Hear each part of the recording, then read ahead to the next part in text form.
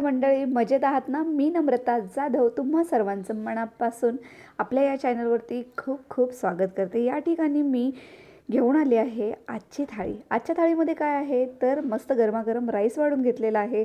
या ठिकाणी वांग्याची अतिशय चमचमीत अशी भाजी, कमी तेलकट पण चविष्ट अशी भाजी वाढून घेतलेली आहे। या ठिकाणी आहे बघा बटाट्याची मस्त मिरची घालून केलेली भाजी आणि चपाती वाढलेली आहे, भाजलेला पापड आहे आणि ही आहे लसूणची शेव।